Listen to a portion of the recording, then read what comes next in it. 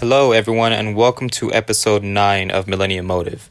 Before getting into the episode, we'd like to thank everyone who's showing support for our show. And if you're tuning in and enjoy our content, please share it with a friend, like, and subscribe. Now, in this episode, we speak with Will Heck, an up-and-coming hip-hop artist, and Will has a true passion and love for the art of music and has such a unique way of tapping into the music industry, and with how fast he's growing, it shows in all of his work. So without further ado, let's hop into it.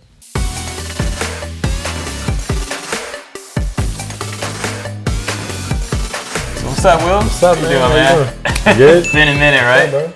You good? I'm doing all right, just filming a bunch of these at once, trying to get them out there as fast as I can. The grind, you know how it is. I know, right? Grind, yeah. Like I was saying to you earlier, bro, today we're doing multiple in one day, man. Yeah. So I really appreciate you taking the time to be on Of one of them. And thanks for the invite. Yeah. I'm always down to do stuff like this, so whenever you need people, just let me know. Yeah, for sure, man, for sure. So now, Will, one of the things that I ask all the guests when they're on my show is, obviously us being Millennial Motive, bro, like, what's your motive and what motivates you? So what was it that motivated you to get into in the music industry, man? So originally I started as a dancer. Growing up, my aunt, my uncle, my dad, they were all singers and did music.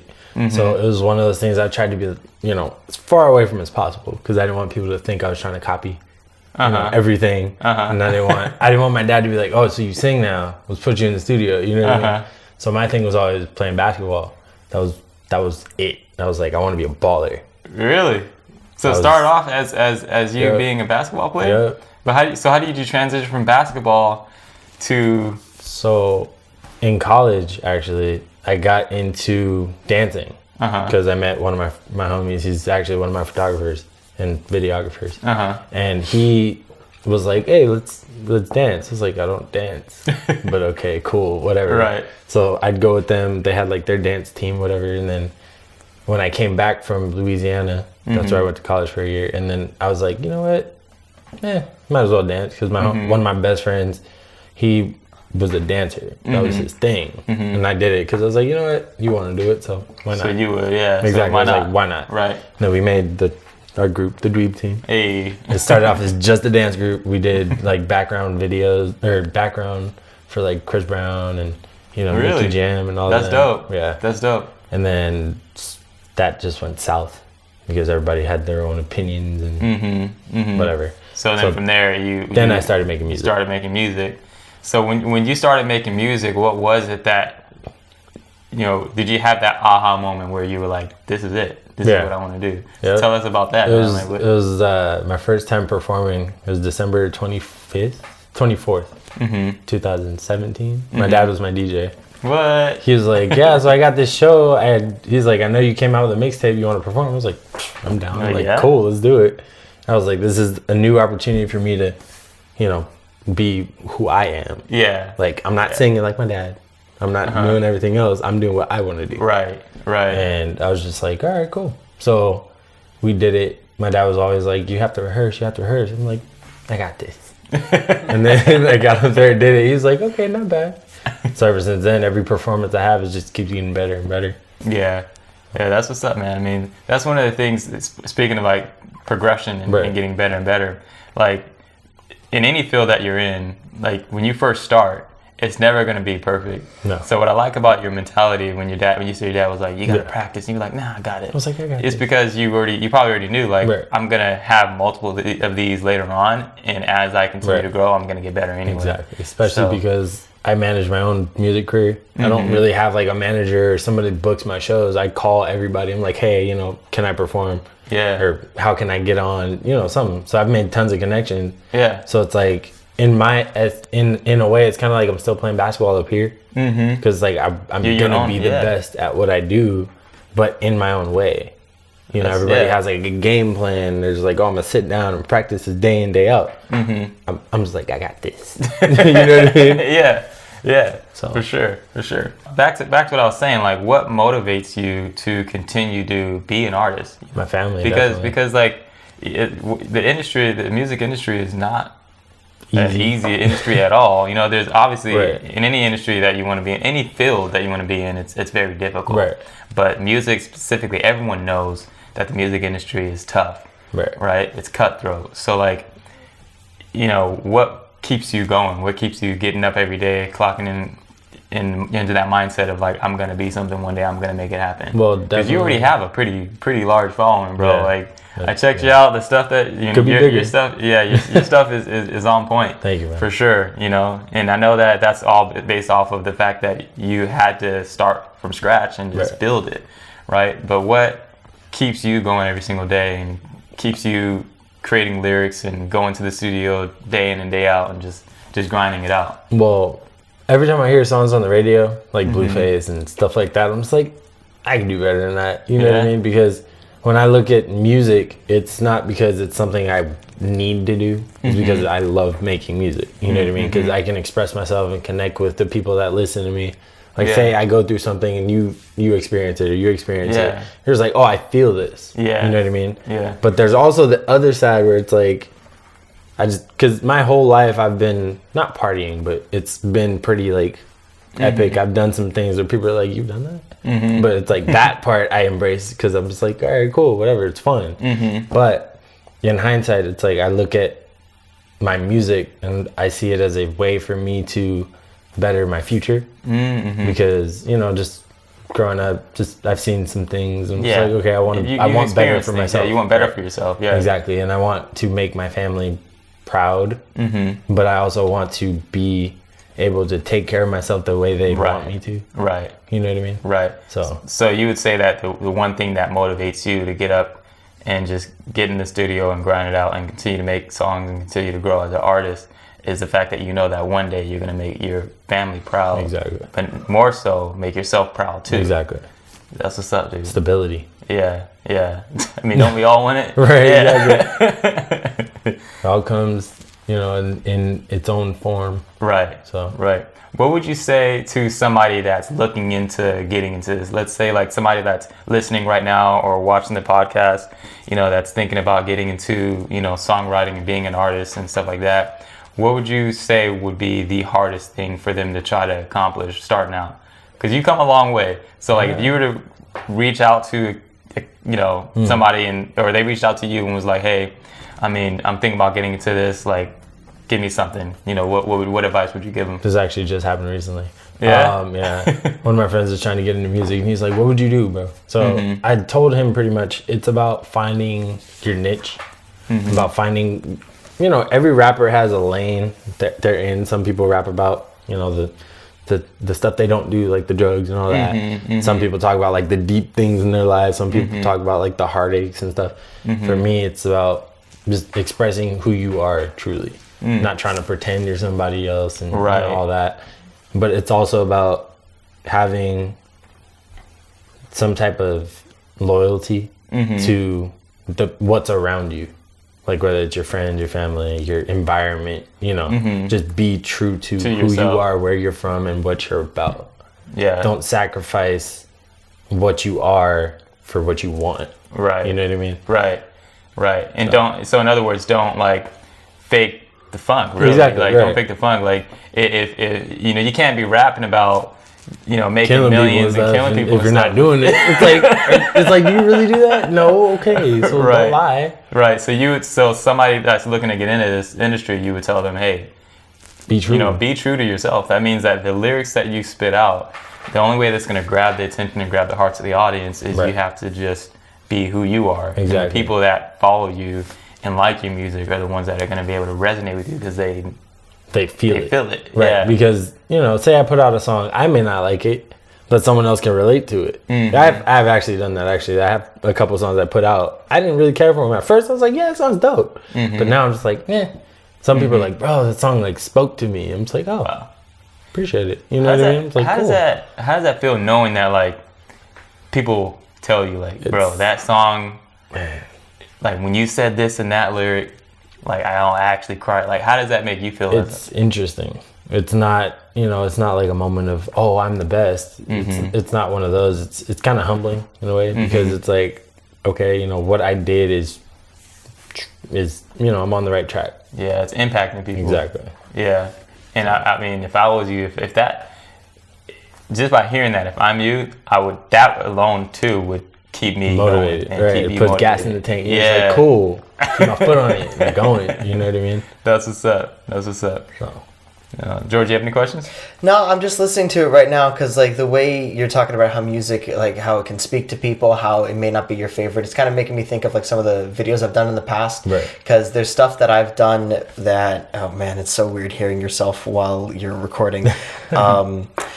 But I've done some videos in the past where I'm not necessarily proud of them, but then those are the videos that get me to the clients that I want to work with or the people that I want to work with. So it's just like it's all about putting out more and not necessarily deciding putting out the better, because it's like there's the issue of quality versus quantity, but who decides what's quality? Right. So you're putting out, so by putting out the more stuff, you're able to connect with more people. And like if this one flops entirely now, I mean, look at the song Never Gonna Give You Up, you know, that Rick Roll. exactly. It flopped the charts in the 80s, but now it's like impossibly popular. Right. So you never know what could get picked up. Like Bohemian Rhapsody, when Yes. Queen made the song, they're like, "Oh, the song is 8 minutes long. It's not going to go anywhere."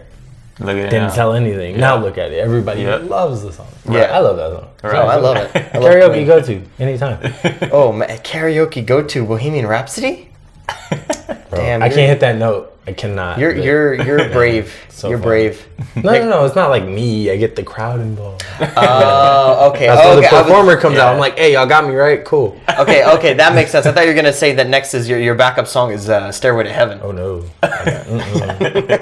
Next is Backstreet Boys. You mentioned something as far as performance and crowd and all that. Like, I think that one of the things that people don't realize is all the hard work that goes into having to keep the lyrics going while also trying to be the performer. Right. Like, how do you even gauge that? Like, So for me, it's I do it different because my dad's been in my ear every step of the way. So every time I perform, I do what I make performance tracks. So I have like the hook plays and then the verse is just blank. So it's up to me to remember the words, do the words properly, and just convey the energy I had when I wrote the words. So to me, it's more genuine because it's kind of tacky seeing rappers perform and then you hear the main vocals in the back. They're either saying it too fast, they don't say the right word, they're on the right key, or they just forget the words entirely. You're just like, come on, dog. You know what I mean? It's like, who you fooling? yeah. But it's about, I don't know, it's like performing is about allowing whoever's watching you to escape their reality for the moment. So that's what for me, that's what it is. It's escapism. You know what I mean? Right. For the audience. Exactly. That's the performance part. But then the lyrics part is where you really help them to Exactly. It's sink it all into comes it full all. circle, and you're just like, cool, got you. Right. That's interesting. See, these are things that like traditionally people, when they hear music, right, they just turn it on. They're like, I like that song. They're like, oh, that sounds dope. Right. But they don't get to now they're getting to understand like what actually goes into it. There's like a lot of moving parts when it comes to it. Yeah. If you like, another question I was going to ask you, man, is when it comes to writing music, how long does it really take to from thinking about it, just one song, thinking about it in your head, like, oh, that piece of lyric sounds dope, putting it on paper and following it up with a bunch of different lyrics to make an actual song that's like 2 minutes long, and then or lyrics that are lengthy enough to make a song. Then you have to go into the studio and like create the beats and all that stuff, and then put it all together.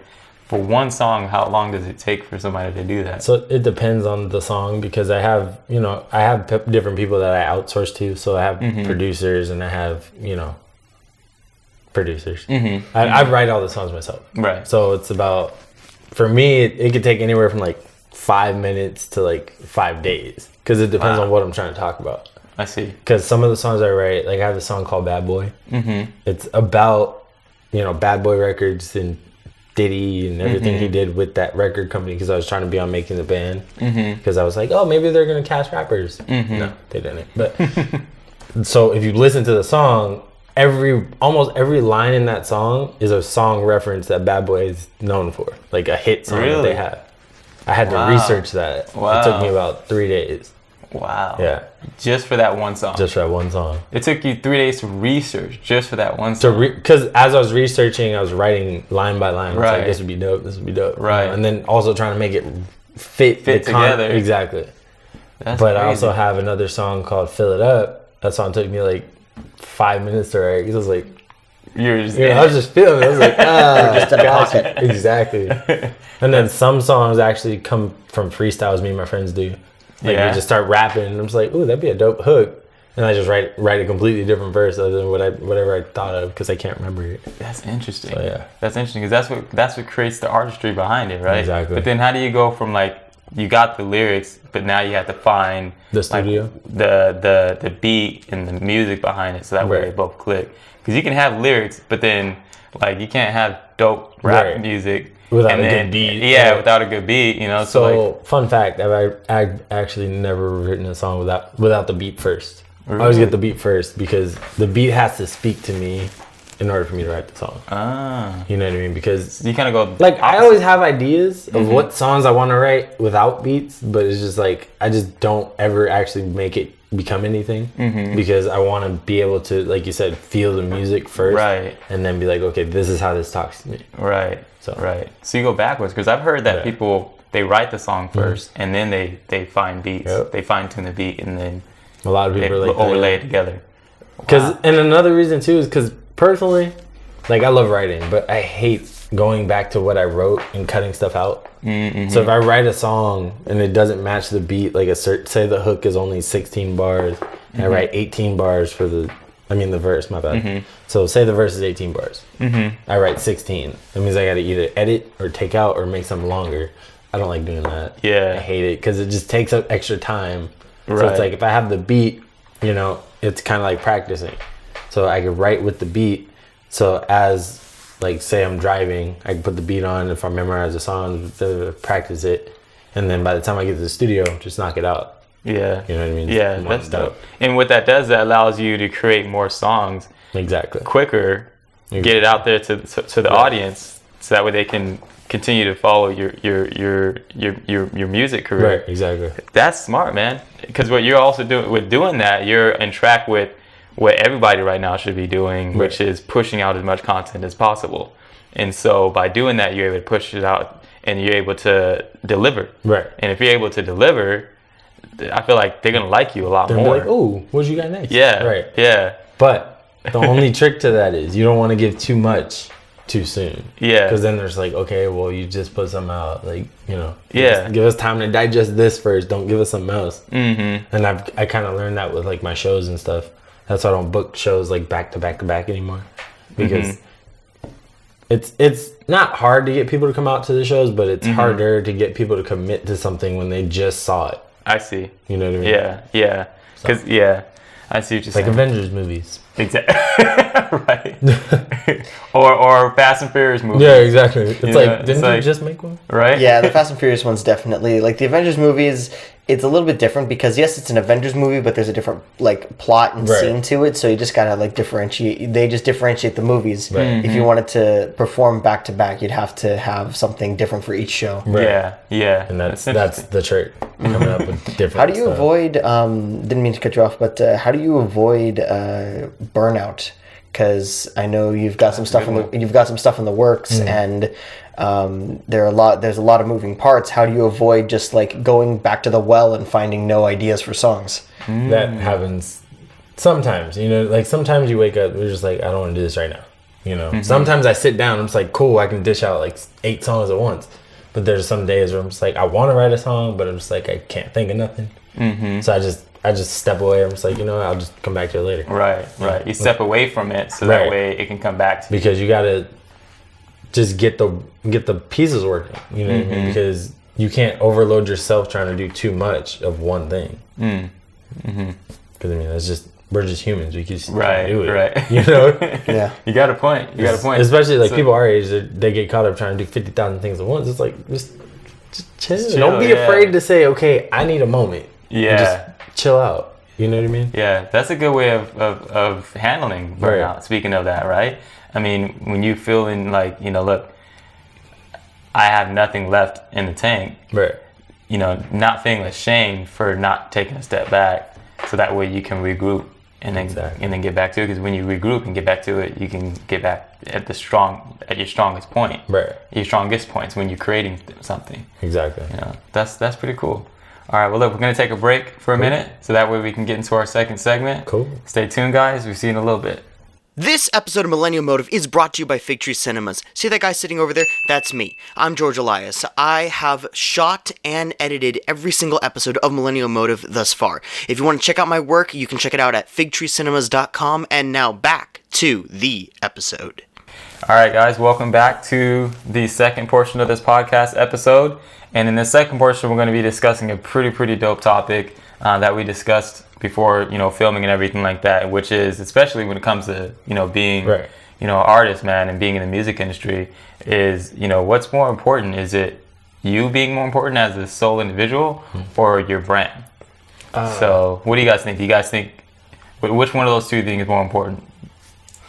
At least for me, I think that there's definitely ground for both, because if you look at, my favorite example of this is Eminem with D12. And they had a song dedicated to this topic, Right. My Band. I can't get that out of my head right now, but It is a classic song. It is a classic, but like if you think about that for a minute, yeah, you have your band identity, but then you have your own. Right. So that if anything falls off, if you end up not being affiliated with them anymore, if there's natural progression and you just drift apart, right. You still have your own legacy, and you're not just you're not interclicked with. You're not stuck with it. I think like the best example of this is has anyone heard anything recently from Ringo Starr? No. Nope. But you've heard Paul McCartney, Right. Yep. because he's built his own stuff. Or we were talking before the podcast. We were talking about Queen. We were talking about Freddie Mercury a little bit. He has his stuff in Queen. He has his stuff as Freddie Mercury, and then he has stuff as Queen again. He's built his. Basically, and this is before social media. He built his brand. Right. His, if we think about the word a brand was used like a branding iron, on cattle. So it's permanent. So it's it's permanent. It's you who you are. Yeah. You bring your personality to the table. You bring your exuberance to the table. You are not separate from your brand. And when you come together with people, you can have you have the Beatles, arguably the most famous and greatest rock band of all time.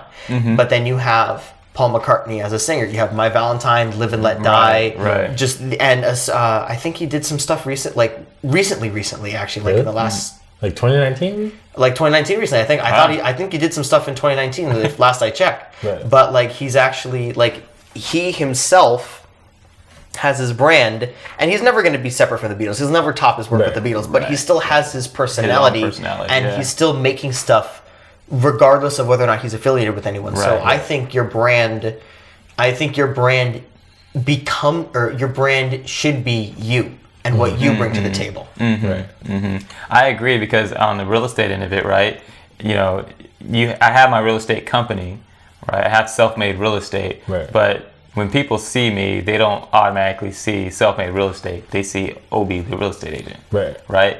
And it's all about self-branding, right, exactly. in real estate. And it's self-branding yourself, or are you going to self-brand the company? Right. What I do is I do both, because my name and the company go hand in hand. But when somebody sees me, they need to automatically see, Obi, he's the real estate agent. Right. Boom. With self-made. Right. Exactly. Not, self-made real estate. Right. Obi works for self-made. No. It's don't get it twisted. Right. So for you, Will, what do you think? Being in the music industry, what's more important? Because people in the music industry, they have aliases, right? They have Tupac, Freddie Mercury. His real name is Farouk Bulsara. Right. Right. Or you got the notorious B.I.G. Right. Christopher Wallace. Yeah. Right. You see what I mean? So do you feel it's more important to just go with your own name, or to have an alias? I'm kind of selfish and biased, because I couldn't think of a rap name. Everybody thinks my name is fake as it is, because my last name is Heck. Everyone's like, "Oh, that's not a real last name." I was like, "Bet." So you're like, it's on my license. Right. I was like, "Okay, cool. It's not real, but I have it anyway." So I just use my name. You know what I mean? It's just Will Heck. I'm like, cool, done. 8 letters, symmetrical, whatever. Right. Everybody thinks it's fake. So with the whole branding thing, it's, you know, I had that problem early on where I was trying to figure out, do I want to be a brand? Do I want to be me? What do I want to do? Do I want to put everyone on at once? Do I want to like take the MC Hammer route? You know? So my dad, he was like, you know, just find balance, but build yourself before you build your brand. Exactly. Because if I don't have a platform to stand agree. on, how can I build something from the ground up if there's nothing to build it on? Right. You know what I mean? Right. You can build it from the ground up if you're in the middle of the ocean. Exactly. Exactly. So it's like with the whole dweeb team thing, you know, that foray into the whole dance, you know, I tried to build that as a team, as one whole thing. So I took it and reworked it. So it's now I call it the Dweeb Team Music Group. Because now it's like that's the brand, right? Like that's the label I'm trying to push, right? But I'm the artist on the label, right? You know what I mean? Right. So I shout it out in every one of my songs. I tag my Dweeb Team page and like all my pictures, you know. Right. And then I have my two homies that are like artists as well. We're working. We make songs together that tie in. Put the logo. You know. Yeah. It's about building together. Building together. Exactly. But the more important thing about it with this is the fact that you are saying to yourself, you know what? If I'm going to be doing all of this, I'd rather just be known for me. Exactly. Be known for like Will the rapper. Yeah, Will the rapper. Exactly. Exactly. It's like, everyone's like, oh, you're a dancer. I'm not a dancer. I'm a rapper. There's a difference. I'm a rapper who can dance. I'm not a dancer who can rap. You know what I mean? It's like with me, I'm a filmmaker who can take photos. I'm not a photographer who does video. Right. There's a completely different mindset for both, Definitely. and I can definitely respect that and appreciate that with you. Right. Yeah, Appreciate for sure.